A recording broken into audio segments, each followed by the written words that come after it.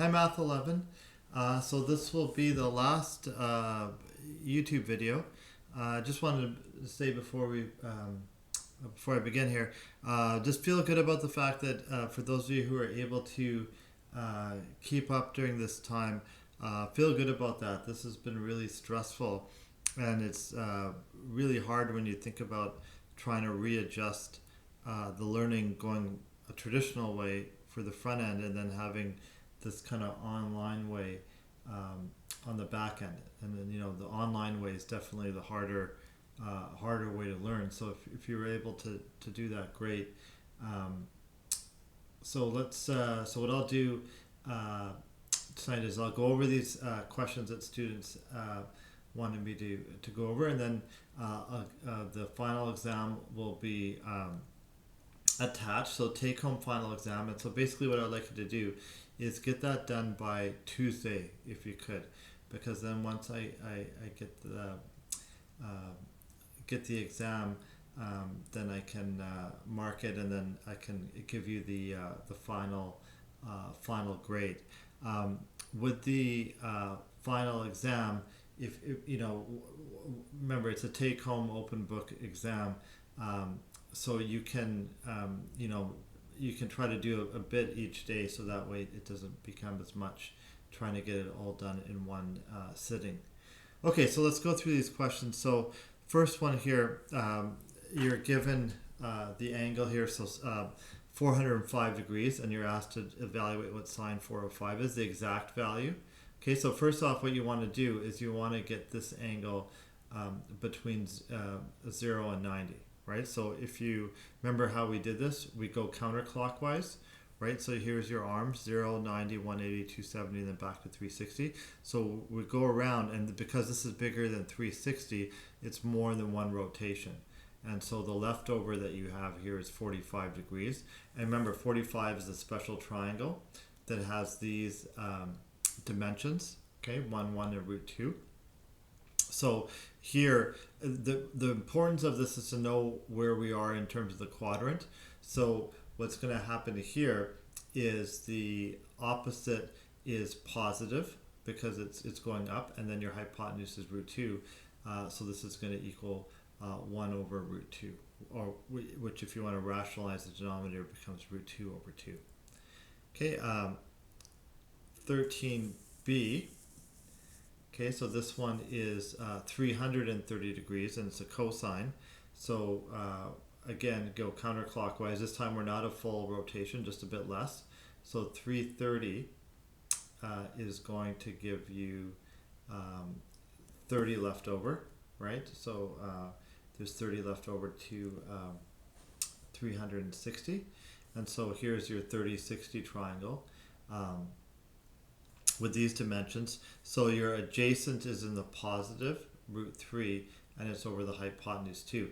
If we had used 1 for this triangle, the 1 here, this would be negative 1, okay, because it's going down. But since we're not using that, it doesn't matter.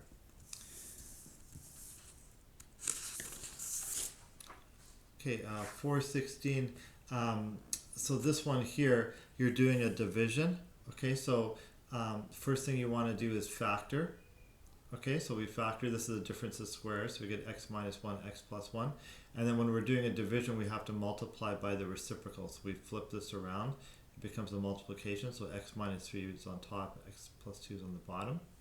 And then here, you don't have anything common that you can cancel out, right? Like if, say, we had a x minus 3 down here, then we could cancel out with the x minus 3. But because there's nothing here to cancel out, you just have to put the tops together and the bottoms together.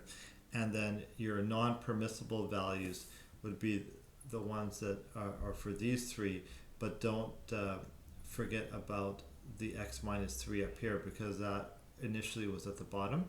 So that's going to be 3 for that one. So you get 4 non-permissible values. 10c is a subtraction. So what you want to do here, first thing we can do is we can factor. So that's a difference of squares. So x minus 5, x plus 5. This one we factor in the traditional way. So we get x plus 1, x minus 5. And so now what you want to do is you want to put this together with your common denominator. but in order to do that, you have to multiply both of these. So the 2x needs to be multiplied by the x plus 1. That's what this side is deficient of. And the 3 has to be multiplied by x plus 5. That's what this side is deficient of. And then you can multiply. And so remember here you're multiplying by negative 3. So negative 3x minus 15. And then you can collect like terms. And the problem with this one is we can't factor the top part. If we were able to factor it, then maybe we can cancel some of these things out, but because we can't, we just leave it like that. And then here's your non-permissible value. So again, when you're adding and subtracting, you need to have a common denominator.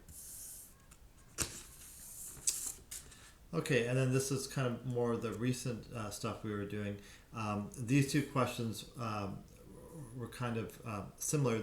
Number 19 here, they gave you the inverse function, and they mentioned these coordinates here, and so they're asking you, given this inverse function, what's the regular function? So what you know is that both the regular function and the inverse share what we call invariant points. Okay, so invariant points are y equal 1 and y equal negative 1, and so you have to figure out what's the x that goes with that.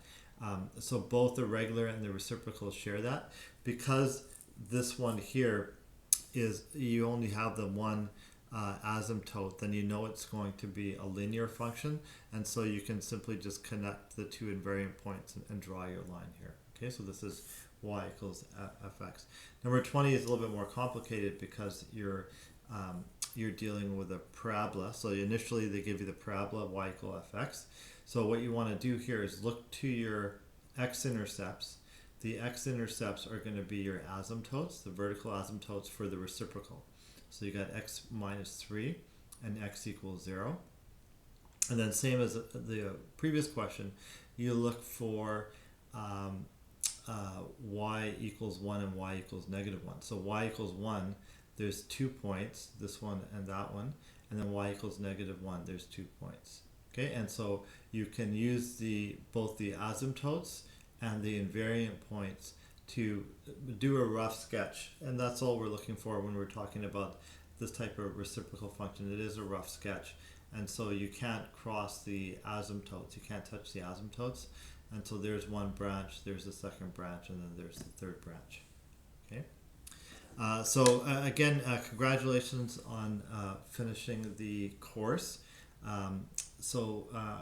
Have a go at the final exam. Try to get that done by Tuesday, and then just something that would kind of make it easier for me to mark, if possible. If you could put that, like, you know, when you're taking the pictures of the pages, if you could put that as one attachment instead of like multiple attachments, it's a little bit easier for me to mark that way.